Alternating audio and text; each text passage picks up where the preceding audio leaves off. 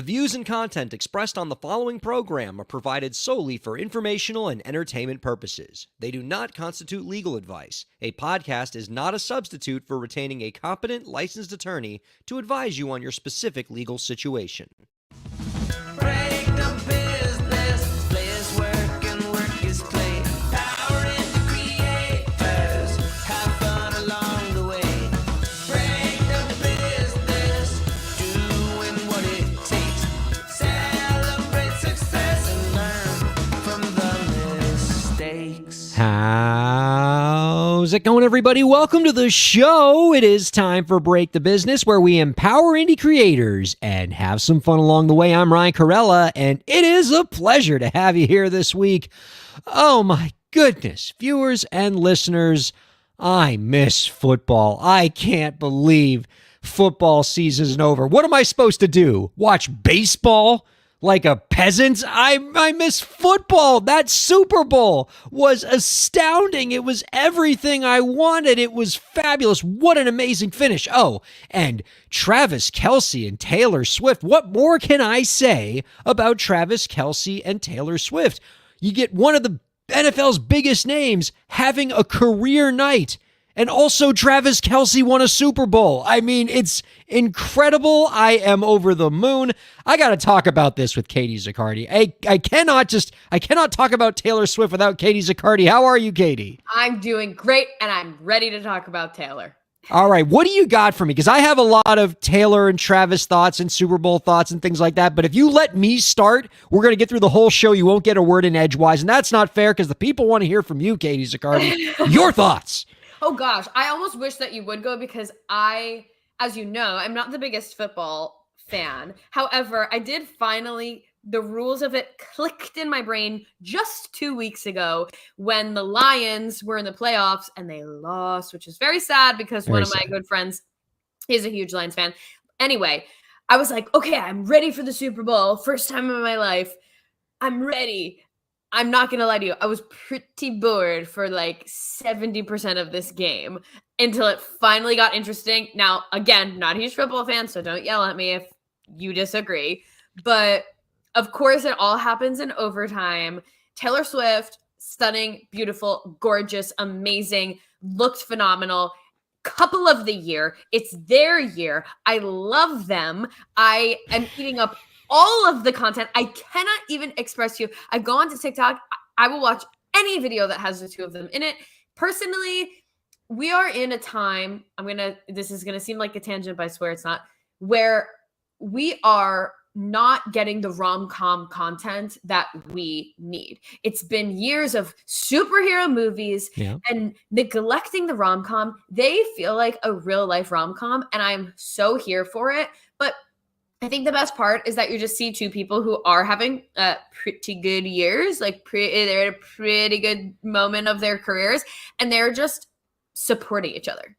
Like in every video you see, he's supporting her, she's supporting him, no questions asked. It's just so beautiful. I love it. It is. And it was the outcome I wanted. Like I didn't have a dog in that fight. I'm a Miami Dolphins fan. I'm never going to get near the Super Bowl ever again. Or, never in my lifetime the Dolphins have ever made the Super Bowl. And so I didn't go into that game with a rooting interest. Neither did I. But as the game was getting closer to finish and it was getting tight and everything, I started rooting for love, Katie Zaccardi. I had indulged this fantasy in my head of Travis Kelce catching the game-winning touchdown out of the sky and immediately dropping to one knee and proposing to Taylor Swift in the skybox, just how Commissioner Roger Goodell scripted it, I am sure. But he still he didn't win he didn't have like an amazing game. He had a good game, a great game. He didn't have the game-winning touchdown or anything like that, but it's his second Super Bowl, and they had a beautiful moment after the Super Bowl, and that was just lovely. Oh my gosh, I want to talk to you about this. I was reading that after the Super Bowl, Travis and Taylor went to an after party together. Yeah. And one of the things that I heard in one of these gossip rags was that apparently at one point in the party, Taylor Swift was in the bathroom, and when she came out, a Taylor Swift song was playing, and it was You Belong With Me, and Travis Kelce gets up on the stage, and as she's coming out of the bathroom, starts singing You Belong With Me, serenading Taylor Swift at this after party at the top of his lungs. And later she's caught on video, like talking to somebody else and saying how Travis Kelce doing that is, quote, the most romantic thing that has ever happened to her.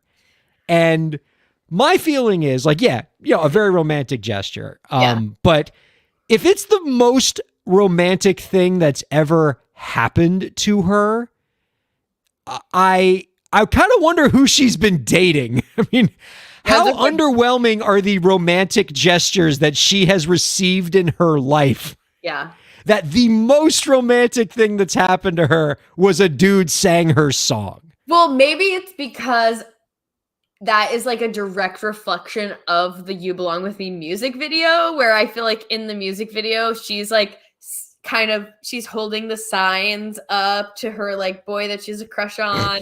And it's not that she's like serenading him, but that's what the energy it's kind of giving. So I feel like for her to walk in and like be serenaded by that, it's like, it's giving, he understands me. I mean, but I don't get the romanticism in that. Like, I'm guessing 95% of the people in that venue that night could have sung that song to her because they knew all the words, like I know all the words, like you know all the words, because everybody knows all the words to You Belong With Me. Yeah. Now, if it's like, if she gets out of the bathroom and he's singing like a deep cut Taylor Swift song, like if she comes out of there and he's singing King of My Heart or I'm Only Me When I'm With You. No, I don't think that matters. And we have a listener, Daniel, saying the person doing it affects the romance level. I think that's so true because number one, they're in love. Number two, he's like a football player. This isn't like Maddie Healy being like of the 1975 being like, oh yeah, I'm just gonna like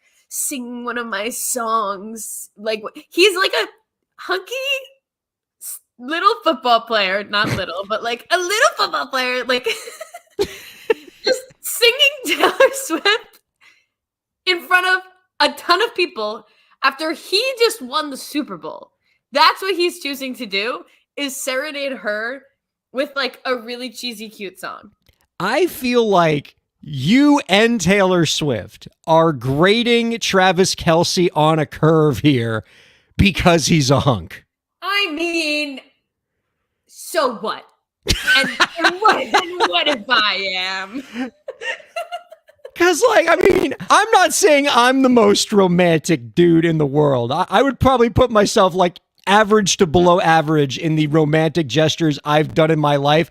I'm sure I've done something more romantic than just sing a Taylor Swift song at a party. All right, I think, but I'm also, 170 pounds and 5'8" and not muscular. And so I feel like that's part of what you all are doing when you're saying that's the most romantic thing I've ever heard.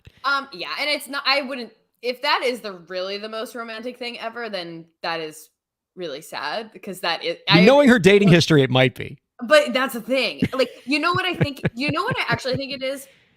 It like lacks ego. And again, I'm just going to go back to this is a man who literally just won the Super Bowl. He's celebrating his Super Bowl win. And I feel like who else would do that? Like Maddie Healy wouldn't do that. John Mayer wouldn't do that. John Mayer definitely wouldn't do that. Like Jake Gyllenhaal wouldn't do that. Her last boyfriend, what was his name? I know his name. Freaking. I'm surprised you were able to rail off as many as you did there. I mean, maybe Joe Jonas would have, but Joe Alwyn, that was her last boyfriend of 6 years. No freaking way would he do that. No way. He was hiding her away. Because a lot of those guys are like musicians types who probably like fartsy, like I can't sing a Taylor Swift song. I'm too good for that. And meanwhile he's like he is in the spotlight and he is choosing to just be like, I don't care, I'm gonna sing this and I'm gonna do it proudly. Okay, you got me behind that. I think it's the context, And like I guess I'm not thinking of this through her perspective, because there is something romantic about like creating something that have somebody like entertaining you with the thing you created. I mean, if I walked out of the bathroom at a party and my wife was like reading pages out of my book, Uh-huh. my heart would just be a flutter. Yeah. Oh my gosh. I could see why you would feel that way. Yeah, no, knowing me for sure. Well, staying with the Super Bowl topic here, Katie. You were pretty excited as a person always on the hunt for show content about this Cetaphil ad, Super Bowl ad controversy. You texted me about it. You thought it would have had a lot of interesting implications for copyright law, community management, and PR.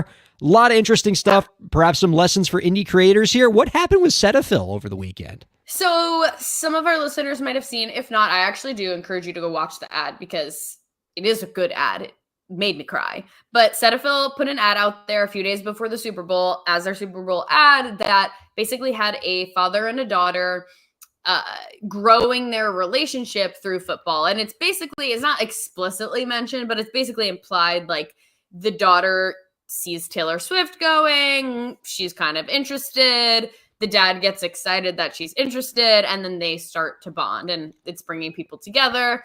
And somehow It was a cute ad. It was really cute. Don't ask me how Cetaphil really ties itself in, but somehow they do.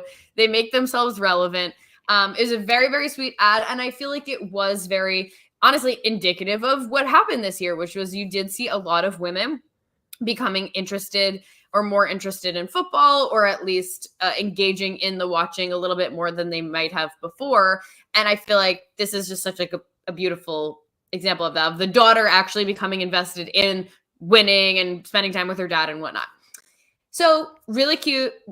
I got a lot of praise. And then turns out now there's some controversy around it because a TikTok creator accused Cetaphil of essentially stealing her TikToks. Now, we were just talking about it before the show, and it appears there's not like one specific TikTok. It's not like the creator made her own makeshift ad that Cetaphil then copied outright, but she had been creating content with her stepfather that was very similar to this, about her kind of turning her stepfather into a Swiftie and her stepdad just becoming really excited about them watching the game together. And there's videos of him like coming into her room while she's doing her makeup and being like, okay, we're watching the game at 5:00. So, seeing them bond, seeing them grow because of these two things. So she accused Cetaphil of stealing, and Cetaphil actually very quickly intervened and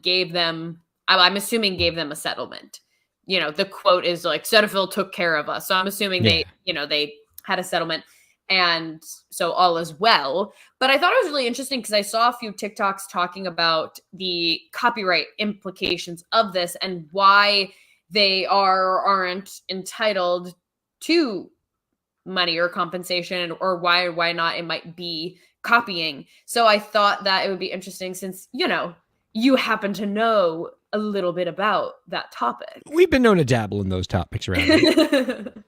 To get your take on it too. Yeah, I thought it was interesting reading the stories about it. I, like you, fell in love with that Cetaphil ad. I thought it was just the cutest thing in the world, and just one of many bangers of Super Bowl commercials. The Super Bowl commercials were fantastic this year. The Cetaphil ad, Patrick Stewart throwing Hey Arnold into a mountain. Just, you get everything from the Super Bowl ads this year. They were tremendous.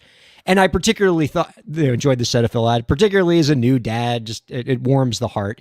Yeah. And I confess I was not aware of the TikTok videos that this creator Sharon Babazi was doing with her stepfather, where, as you noted, through the lens of makeup, and like telling stories like while putting on makeup, her father got her into football. Her stepfather got her into football.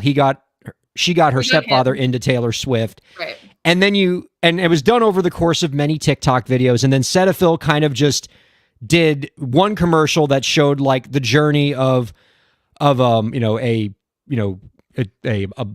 growing relationship. Yeah. Budding relationship, mixed race, father-daughter. Mm-hmm. So it had a lot of similarities with the TikTok creators. Mm-hmm. And so, the first question is, let's say Cetaphil didn't make nice and do right by this creator. Could there have been a copyright claim? And I think this saga is actually a pretty great explanation of a copyright concept that is taught in copyright classes. In fact, I bet this story might even be taught in copyright classrooms because it articulates this particular principle so well. And that's what's known as the idea expression dichotomy.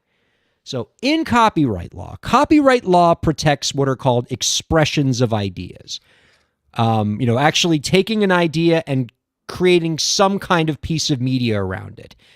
What copyright law does not protect is the idea itself. So, for example, you can think of something like superheroes being an idea, and then the Avengers like movie, or a Superman movie, or a Batman movie being one expression of that kind of idea. Copyright law is going to protect your particular expression of that idea of a superhero movie, but it won't protect other people from making their own version of that idea. So other people can make superhero movies based on that idea. So, mostly assuming that Cetaphil did like intend to take from this TikTok ad and they were actually inspired by it, what they mostly took was just the idea, a lot of themes, father-daughter bonding, dad's into football, daughter's into Taylor Swift, they're doing makeup, but they didn't actually take specific footage or plot elements or storylines. There were some similarities, but I don't see enough. I wouldn't have seen enough there as a copyright lawyer to say they actually took expression from the original TikTok videos. And so there wouldn't be a copyright claim here. But any good lawyer would tell their client, it doesn't end on the legal discussion. You don't just say, oh, you guys are okay by the law. You can tell these TikTokers to go take a hike. That's not a good idea, because that's a great way to get the public to hate you, to lose all the great PR that you just gained from doing this really heartwarming Super Bowl commercial. And so even if you're right on law, if somebody got hurt by you and it's going to create a negative publicity for you, you need to go make it right. And to your point, Katie, Cetaphil appears to have done a really good job of making it right. They reached out to the creator. They said they, did right by them. They didn't specify what they did exactly, but it's implied from the video that Sharon Babazi made that they're going to do some kind of brand partnership with this daughter and this stepfather and with Cetaphil. And so there's probably going to be some future content with them going forward. But it did a really nice job of diffusing. I mean, it's Thursday as we record this. The original commercial came out on Sunday. So within 4 days, this potential PR disaster has been almost completely resolved, and has just created additional good PR for this company. A masterclass in community management. It's very interesting. And I think for the record, it's worth saying that Cetaphil said that they had never seen the videos and that they didn't copy. Obviously, they were saying that they didn't know anything, which I feel like is kind of hard to prove these days. Is it possible that they didn't see it? Yes. Like, no ideas are original ones at this point. But is it also possible that someone on the Cetaphil team saw a TikTok video even while they were sitting on the toilet or commuting to work and kind of zoned out, but they like saw a few of her videos in passing and then came up with that idea, kind of making it their own? Yeah, I think that's also true. So it's hard to say, in my opinion, but I also do wonder, I mean, I guess if they didn't know about it, then they wouldn't have had this idea. But in the event that they maybe did know about it, I wish they would have just maybe reached out to them for the commercial and had them in the commercial in the first place. But again, allegedly they didn't know. What I find really interesting, though, is it's actually reminding me of another TikTok controversy that wasn't really a huge controversy because it was kind of with an unknown person. But there's an independent artist, and I cannot remember her name, unfortunately. But when Olivia Rodrigo did her Saturday Night Live performance not too long ago, I think it was a few months ago, she did a tea party vibe and she was like smashing stuff at the tea party and whatnot. And this independent artist got on TikTok and said, Olivia Rodrigo copied me. And I did a music video to my song, and it's like almost frame for frame the same thing. Like, I'm at this tea party and then I smash this thing here and then I go walk and do this and whatever. And what I found really interesting is that in the comments, people were kind of ripping her apart and being like, "You're not the first person to invent a tea party. Like, Olivia didn't copy you. And by the way, C.S. Lewis beat you both to it. yeah, exactly. Basically, people being like, and by the way, you should check out XYZ artist and XYZ artist because they actually did it before you did. So we could say that you copied them. I thought it was interesting because number one, I mean, the public forum could go either way on one of these things. And I feel like the public forum on the Cetaphil ad was like, hey, what the heck? You stole this heartwarming story. Whereas with the other thing, it was like, hey, this isn't specific enough. But it all kind of falls under the same thing, which is just like loose idea that can definitely be interpreted and taken any which way. So my question to you, Ryan, is as artists, how can we be mindful and careful of this? Like, we're seeing content all the time. Maybe we're seeing it in passing. Maybe it's going into our subconscious and we're not, necessarily clocking it, but then we go to create something that came from our subconscious because we saw something else. How can we be mindful that we're not like actually copying someone, but we're still acting in a way that is honoring any other people's work, but is still our own? I mean, what you just described there is one of the scariest things that I think about for creators all the time is you might create something not intending to copy off of something came before you, but just something got caught in your subconscious, whether it's a TikTok video you saw 2 weeks ago while you were in the bathroom, or maybe it was a song from 10 years ago that just found its way into the front of your mind when you happened to be in a songwriting session and you made, 5 notes that were similar to the 5 notes in that song. Our guests coming up later in the show and after the break, Michaela Shiloh, Andre Mullen, probably have this fear as producers. And it's something that concerns me all the time for clients, especially as we've become a lot more litigious about copyright law lately. Mm-hmm. And what I would say is if you know that risk exists, you always, then it's about what do you do about it? And I think we can take a few lessons from the Cetaphil saga, which is one, act fast. Don't assume that just because you're right on the law means you're going to win in the court of public opinion. I mean, it's great. It's great if you're right on the law because copyright infringement is a very expensive crime or a very expensive offense to have to pay damages for. But if you are, but even if you're right on the law, like if the public thinks you're in the wrong, you need to act fast to fix it. And so reaching out to the people who may have felt like they've been wrong, making it right with them, and doing it fast and quickly and going over the top, so that the creator is happy, can pay tenfold dividends in terms of the, getting the public back on your side again. Yeah. And, had they done this wrong, had they said, we didn't steal anything, you're just trying to get clout for yourself, they could have ruined all of their goodwill that they gained from that very expensive Super Bowl ad that they paid for. Right. So it's about acting fast. You have a crisis team for a reason. Publicists, PR people, talk to those people, get your lawyers in the room and make sure that your statements are carefully crafted, but not too overly crafted so it doesn't look authentic, but act fast and, be ready to go out of your way to make a very big response that lets you take the narrative back. Good advice. Yeah, I will take that and run with it. That's the kind of stuff. You said, no one ends up in that situation, but it's inevitable. I mean, I think it's especially in the era of TikTok and YouTube, and there being more creators than ever, and we're more exposed to more media, so there's always going to be more ideas in the back of our head than there's ever been, and creativity builds off of the stuff that comes before it. So this is only going to happen more frequently now. And having the right team in place and acting the right way when these things do inevitably happen so that you don't lose your positive publicity and your goodwill is absolutely critical.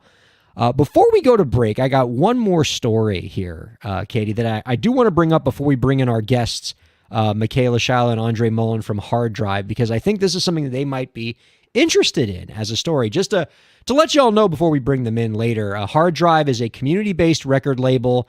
They do free music distribution. They do beats. It's a really cool community they've built over there over the last several years. They got a new event coming out in April called Beta Fest in Brooklyn. Excited to talk to them all about it. But when I found out that Hard Drive does beat licensing and helps their people on their platform get beats for their music, it reminded me of an article in Billboard magazine I saw earlier this week about the dangers of licensing beats and using beat licensing websites like BeatStars or one of these other ones. There's so many of them these days, or Soundy, and basically here's the hypothetical, Katie, that you could put yourself in. Imagine you are an artist making a new track, right? And you don't have like a team of musicians to get into the recording studio to put something together. So you're going to do what a lot of music professionals are doing these days, a lot of songwriters are doing, which is you're going to license a beat from one of these beat licensing websites like BeatStars or Soundy. Some creator made a beat on there and you can buy it for the right to be able to use it in your song. So you take that beat, you throw your top line over it, your melody, your lyrics or whatever. You do some production stuff to it and boom, you have a fully ready to go single that you put together a lot more cheaply than if you would have had to bring a team of musicians into a recording studio. And you look online and it gives you the option of either buying the beat outright for like $1,000, maybe $500, or you see option 2 where it allows you to license the beat non-exclusively for like $25. And you're like, well, that seems like a good deal. I mean, I don't need to own this beat because, I don't care if somebody else uses the beat for their song too. I just want to be able to use it for my song. So I'll pay the $25 because it's a lot cheaper than $1,000, and I'll put it in my song and I'll release the song and it's going to be great. And let's say it is great. You put out the song, it gets on Spotify, and boom, you catch lightning in a bottle. Your track becomes super famous. It gets tons and tons of streams. You get on some playlist, right? And now all your dreams are coming true. You got a big popular song, and all of a sudden you get an email, maybe from a producer, maybe from a law firm, but it's somebody who represents that beat that you licensed.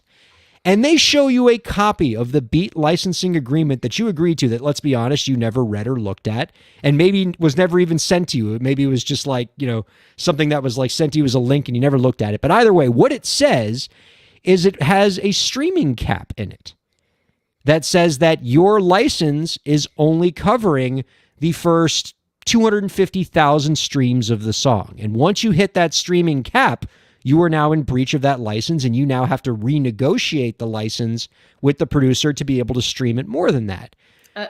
And so, then the producer reaches out to you and says, hey, congratulations on your really popular song. Here are my terms for you to continue to license my beat in excess of the stream cap. Big royalties, big cash payment. And if you don't give it to me, you have to pull the song off the streaming service because you won't have the rights. You won't have the right to use the beat anymore. And also, I might sue you. Also, Spotify might get you in trouble.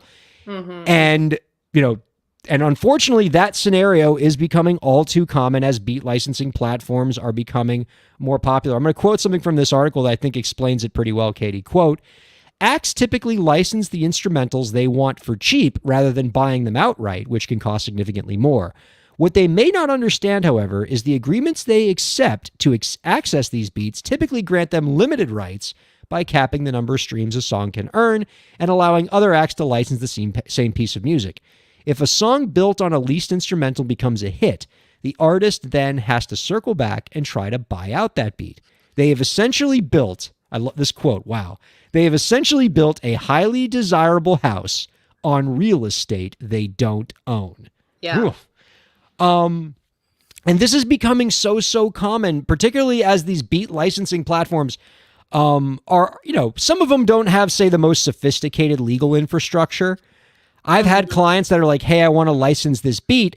Can you take a look at the beat licensing agreement? And I'll look at it, and it's like, it's clearly been translated from like Russian into English, and the terms contradict each other. And it's a big mess. And then I'm supposed to make sense of this thing. And I tell the client, this licensing agreement's not going to work. It's not going to work for what you're trying to do.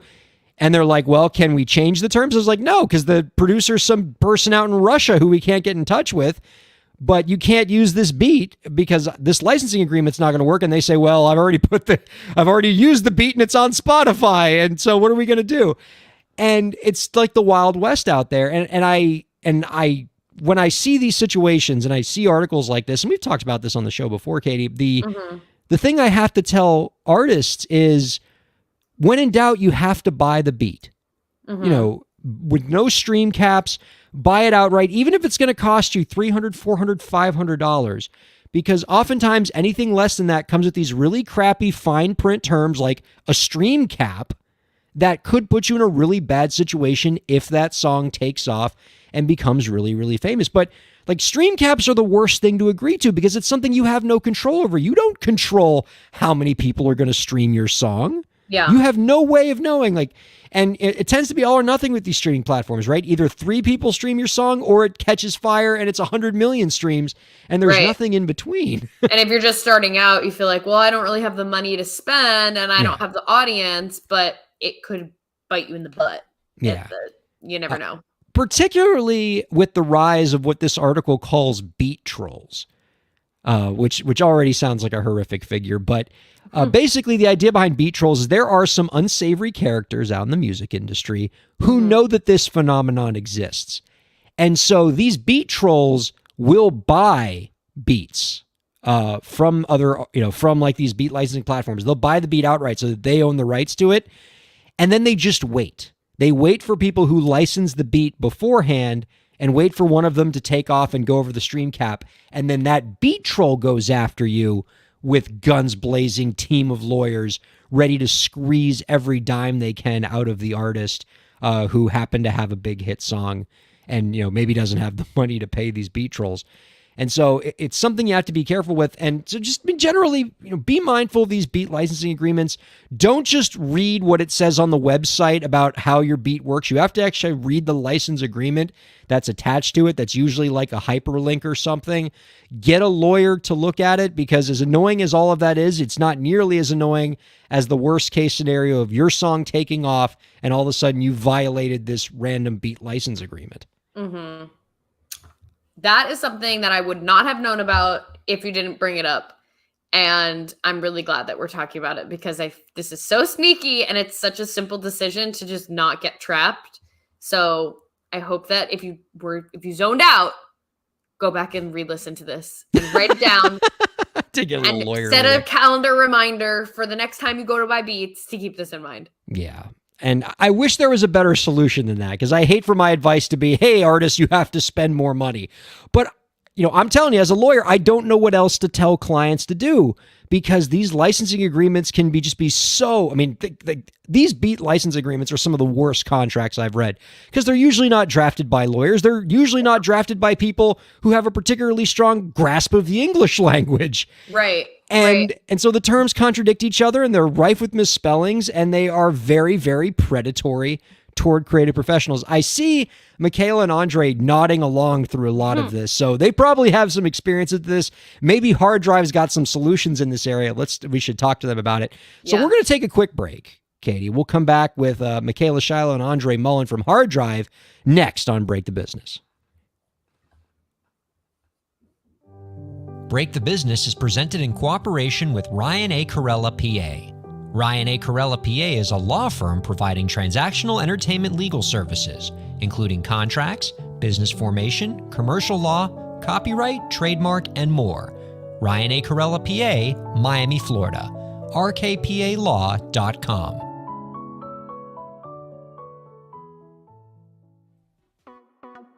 Streaming services for Break the Business provided by LEK Entertainment. LEK Entertainment is a full-service entertainment company offering everything from consultations to full-scale events and productions, including audio and video productions, voiceovers, staged theatrical productions, script and music development, and streaming services. For more information, visit lekentertainment.com. LEK Entertainment wants to help you bring your story to life.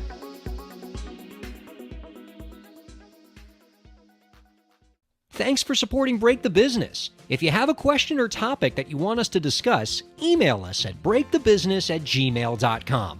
You can follow the host, that's me, on Twitter at Ryan Kair, and you can follow the show at the BTB Podcast. Be sure to subscribe to the show on Twitch, YouTube, and Facebook, and on all major podcast platforms. And now, let's get back to the show. Welcome back to Break the Business, everybody. Ryan Kairalla here with Katie Zaccardi. For the viewers and listeners who have been inundating my inbox, asking about the transition to volume.com, adding them as a new live streaming partner for us. When is that going to happen? What's it going to look like? We're working on it.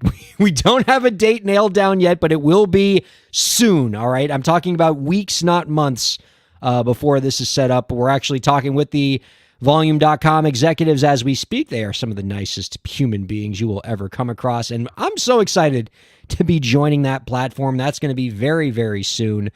We are in the process of revamping some of our artwork and our formats because we want to be good house guests when we head over there.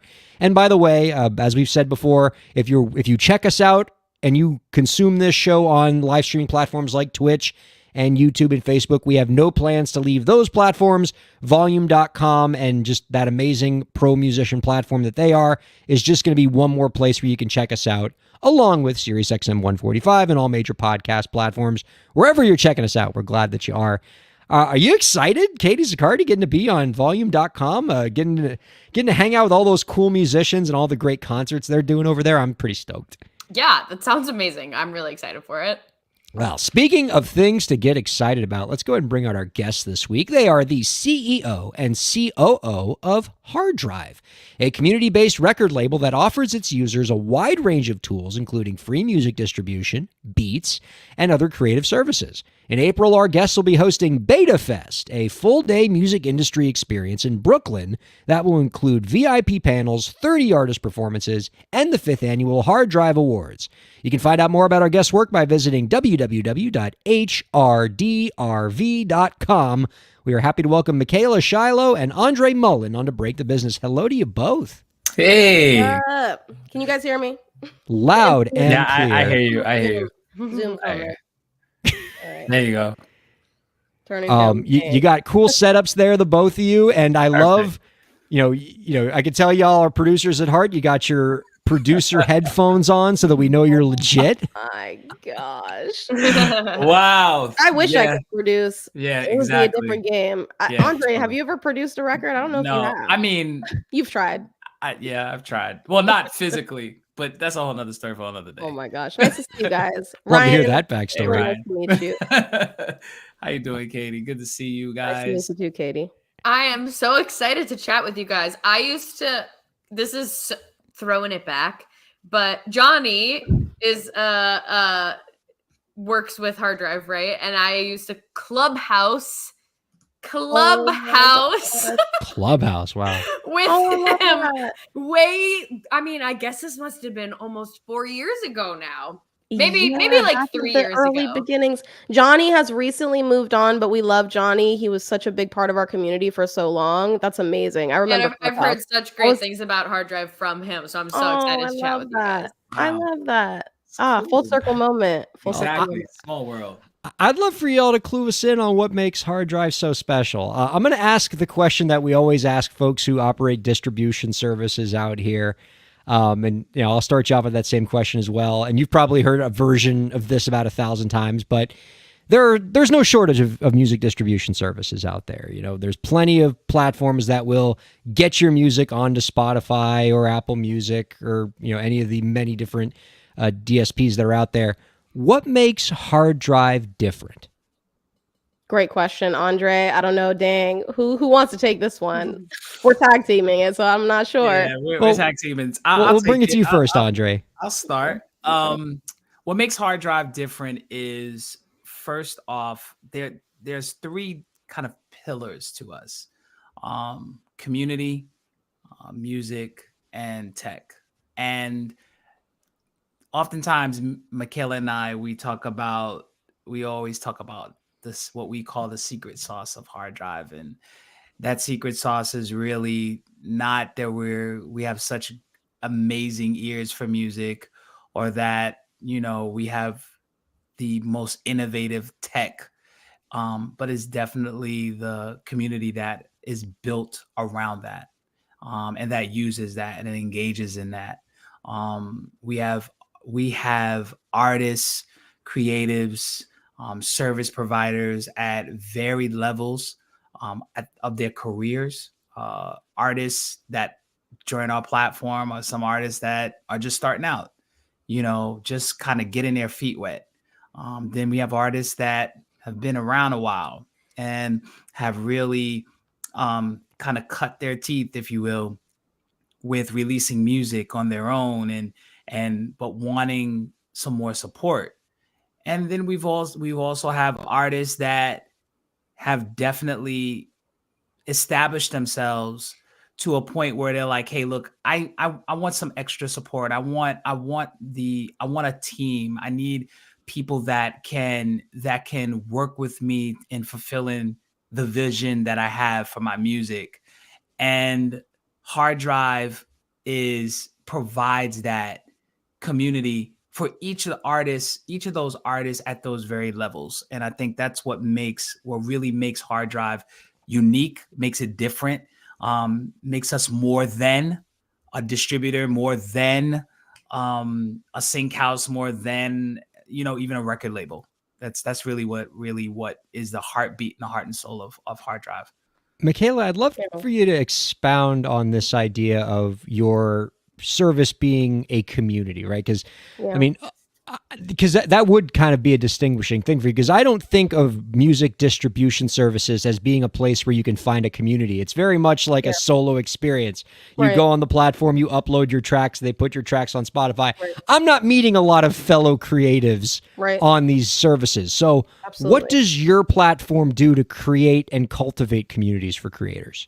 Absolutely. I wouldn't put us in the category of a distributor. That's not how it started, and that's definitely not where we are. It's definitely a service of many services that we offer. I like to view us as a Swiss Army knife. When I started Hard Drive in 2019, I was driving down the 5. Anyone that is from the Bay Area or is in LA knows that drive on the 5 where the cows start smelling really bad. And I was at that point, ironically, and I was at a point in my life where I was like, I have all these music industry connections, from the past 10 years. I've written songs for some of the biggest artists in the world, Janet Jackson, Britney Spears, and like, that's all fine and dandy, platinum plaques, fine and dandy. My bank account didn't match, like anyone that's really been in this understands that. And I was like, I have all this business knowledge and all of these connections. How can I make something that provides everything that I've accumulated in one place? And so I was on this drive on the 5, and I thought, wow, I need to marry all of the providers I know, my friends, right? My Grammy award-winning engineer friends, my graphic designers that are doing, all of these artists' cover artwork, my cover artwork, all the things, and marry it with the artists that are DMing me and tweeting me and emailing me, hey, where do you get your cover artwork? Where do you get your mixing and mastering? Where do you get this and that? And so actually the way it started in April 2019 was this 2-sided marketplace behind a paywall, like $59 a month and $29 a month is how we started. I built the website myself on Wix.com that night. It was kind of crazy. Wix, wow. On Wix, yeah. I started it on Wix, and it was actually on Wix for the first 2 years.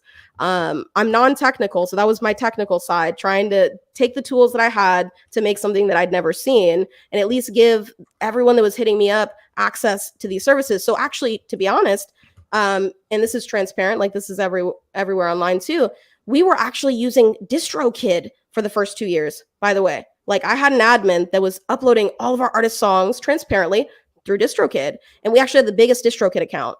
Phil, I had a call with Phil in 2020, and he said, Nikki, you have the biggest DistroKid account. I can't continue to like give you more artists on this account. Like you just got to open up more accounts. And so you were just manually uploading tracks to DistroKid? Yes. Wow. That was an idea I had on the toilet one night. I was like, oh my God, like we want to put Hard Drive, the label name, on these songs because like we want people to rep what we're about. And that was the only thing I could think of. It was kind of the only thing that existed at the time that was quick and great. Like Phil, I love what he built at DistroKid. I mean, it's an incredible tool. So yeah, the first 2 years was that. So we were That not is some at all bootstrapping right it there. was no, Wow. when I tell you I had the boots and the straps. That's what was going on. All that being said, just the thing that happened. So real, to tie it all together, in my mind, it was a two-sided marketplace finally for artists that were reaching out to me to get what they needed, the things they were asking for in one place at cost or at the lowest cost possible, because all my friends that were joining as graphic designers and mixing engineers wanted to do it really cheap because they were like, I believe in the mission, and also I'm broke too, like I just want to help. That's how everyone felt. So 10 artists joined the first week, 300 the first year, 1,200 the next year. We're at 6,000 now, going into year 5, and this is all just organic growth. It's all just I love that. I love it. It's all just word of mouth. It's all word of mouth. We're really focused on depth of community, meaning camaraderie, genuinely helping each other. It's strange. It happened on its own. That's not what I was expecting, from a two-sided marketplace idea to seeing people commenting on each other's posts and supporting each other's shows and collaborating with each other. We have a collaboration of the year award. Like we have the Hard Drive Awards, which is, hard drive artists collaborating with each other. It's just this really genuine spirit that grew from an idea about two-sided marketplace, but it happened on its own. Community actually happened on its own, and that was special. That was a God thing for sure. Well, Andre, I want to hear more examples of this. Can you give me some use cases of how you've seen like these communities coming together and some of the things that have resulted from it? Well, one of the main things that is a staple of Hard Drive is we have weekly calls, and those weekly calls are not like one time a week. We have weekly calls that are daily 3 and 4, 5 times a week. Yeah. Everything from collab sessions to whether it's production or whether it's songwriting to just us checking in with our members. We have a weekly membership call, just a members call, saying, hey guys, how you doing? Really, literally just kicking it. And just having so conversations. You're directly talking with your users on a regular basis as part of the services you provide? Since the beginning. Yes, since the beginning. Yes. We're like 2,500 plus calls deep since 2020. And then on top of that, we also have done events. I mean, that is touching 1,000 events, plus at this point. Between link ups, we've done sync camps, we've done songwriting camps, we've taken field trips to different places like Riot Games and other establishments that really help. It fosters community, but the beautiful thing about it is that our members see something bigger than themselves, and they also see how they fit in that. And that's what, again, this is just what we know is pretty much missing from a lot of platforms that are out that have great products. They have great products. Me and Michaela talk about all the time. We're looking at different tech products and platforms. We're like, wow, that's really cool.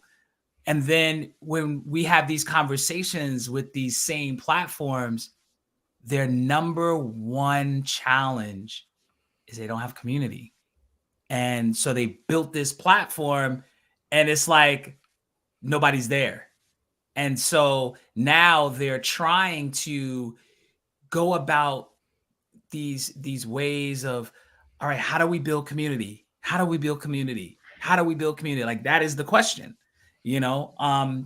Tech platforms, they can't thrive without it. It is an essential part of how tech platforms can, in my opinion, and I've been in the business a number of decades to just see that there is no way that a platform can sustain itself without having community or a community-esque aspect. I mean, not only does it create value for any platform to be able to have to have a community around what you're building, but it's really filling a need for artists, especially artists today, as artists work more at home, as they're getting more distributed throughout the country. You know, we're not all in just LA or New York anymore.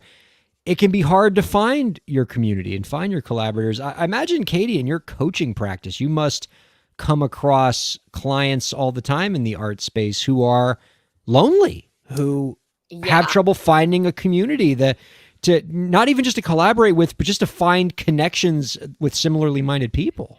Absolutely. I was going to say, I really feel like the music industry can be extremely isolating in a lot of ways, especially when you're just getting started and you don't really know what to do. And so when clients come to me, a lot of times they're just looking for someone who understands what they're going through and other people who get it. What's interesting is I'm thinking about the story we were just talking about before the break about beats. And I feel like having a community solve so many problems, just like that one. It's like if you have people you can collaborate with, or you have people that you don't have to get scammed. You don't have to you get into situations that aren't going to serve you, because you have people around you who you can collaborate with. You have people around you who you can trust or ask for advice, ask for insight. To make sure that before you get into situations, you feel really good about them. So, aside from just like education or services, so much can be done from community. I know when I was starting out too, as a musician and as a coach, I relied on free communities just to ask questions and to network with people. And so I'm so big on this. I love it. I love that you guys are doing this. Oh, thank you. Thank you. It's really neat. And Michaela, as we talk about this notion of creating a community to not just advance professionally, but to cure loneliness, to create connections with others, I can't help but think that your desire to create this platform must have been fueled by your interest in another cause of yours, which is improving mental health. I know mental health issues are very important to you. And I would imagine that you wanting to create a platform where musicians could find community stemmed from that passion for mental health. And I know that Hard Drive does a lot of mental health initiatives. So how does mental health factor into what you're doing at Hard Drive? Great question. Thank you for asking it. We have a couple mental health coaches on the platform as service providers and providers that lead free calls. You know, last year we did a monthly mental wellness check-in with our really great friend, Dr. Archer. She's incredible. She's actually going to be at Beta Fest as a panelist on my panel, Sex, Drugs, and Mental Health. Shout out to that panel. I'm looking forward to that one. All about our vices that we face in the music business. But I was diagnosed bipolar in 2013 when I was 21. Kind of the classic story. A lot of musicians I know struggle with mental health issues, and it's something I was always really transparent about. And I know that was a choice. I actually was working with a PR company when I was 21, and they said, "Girl, you don't have to tell anybody this." I was like, "But I need to. I want to. I just." It's just the true artist in me, like wanting to be super transparent that way. And I'm glad that I did. It's actually a way that I grew my fan base in a really genuine way. So yes, we have mental health coaches on the platform, and they're just coaches. They are licensed in their states, but that's a whole other thing. They're not selling any sort of actual therapy services. It's very much just kind of a life coaching type of a vibe. And that's been really helpful for a lot of our members that are willing to show up, because it's really hard to show up when you're depressed. Like, it's hard to show up to brush your teeth, first of all. So let alone get on a Zoom call with someone that's, on this platform that you're on. And again, we're always integrating it into events that we're doing. So Beta Fest, again, we have a whole panel dedicated to mental health and mental wellness. And, we're looking into other labels like Laverne that has a whole mental health department, right? Like, it's really cool to see other major music companies trying, at least I'll say trying, because I'm honest, trying to pay attention to mental health for their employees and their artists. It's something that we didn't have 5 years ago. So it's an exciting time. We all have a brain. And I think it's as important as your physical health, like getting up and going to the gym at 5 a.m. like Andre. I can't catch up with him. But Damn, Andre, making us all look bad. What the Yeah, hell? for real. you know, Jeez. I just want to mention that he's 50 and he looks like he's He's my- what? You know what? Come on. Andre, as soon as you said, I've been in the music industry for decades, I was like, Like, which one? I know, literally, I was like, I just know that he's secretly Andre, good for you. man. he's gonna live till 150. He will. Gotta get this working. We're Oh always my God. We're all just going to start objectifying Andre now.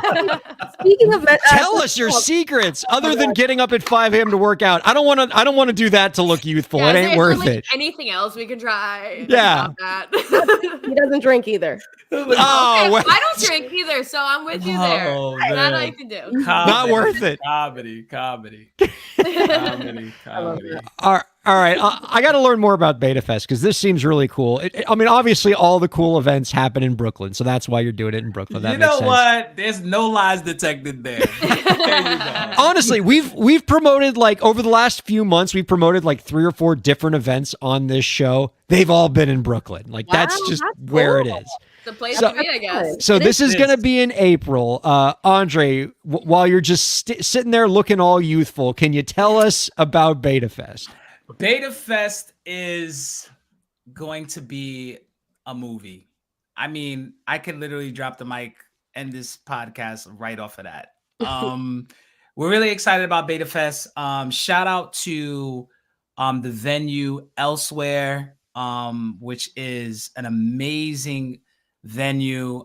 They've been really cool partners for our first music tech festival. This is a first of many. I like to tell people that because I'm native New Yorker. There has not been a music tech festival in New York, say ever. Okay. Definitely not a music tech festival that really is for independence. Not a music tech festival that is really community driven. Not a music tech festival by Hard Drive, not a music tech festival led by a woman founded tech company.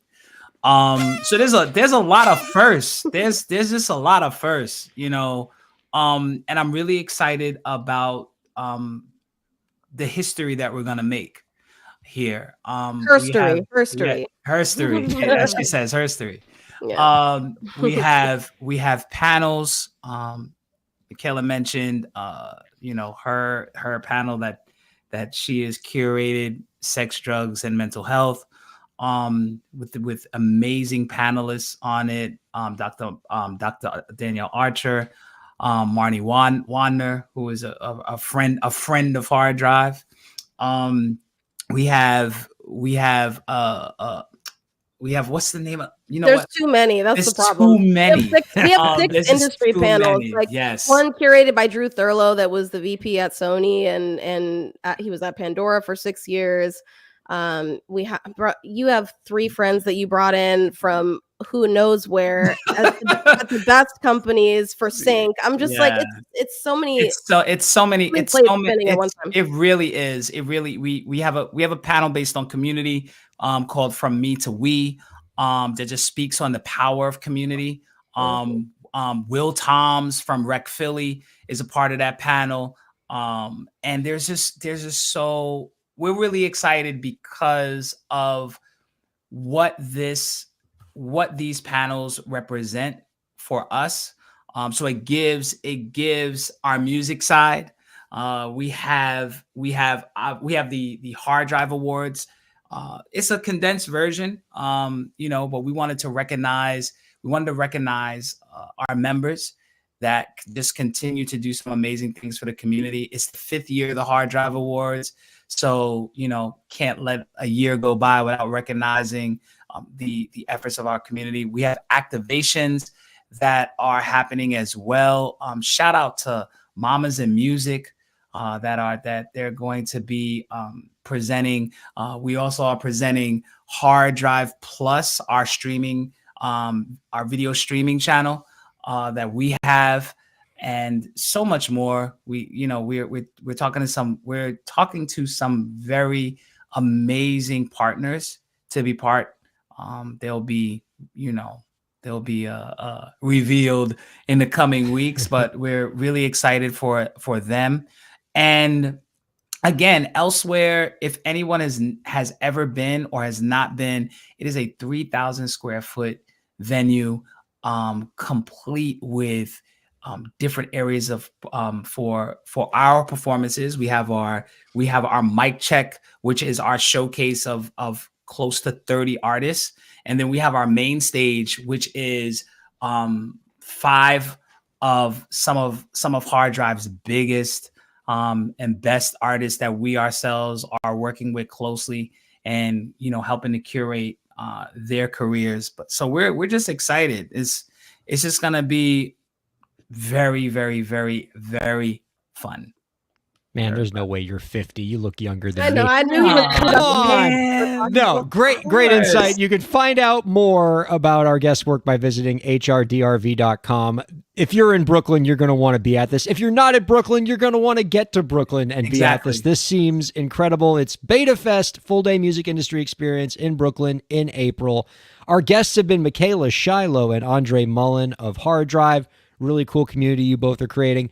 Thank you both so much for being on the show this week. This has been a blast, and thanks for tolerating our silliness. Thank you. We appreciate it. Our thanks to Andre Mullen and Michaela Shiloh. Thanks to Katie Zaccardi and producer Lauren. And thank you all for checking out Break the Business. We'll see you next week.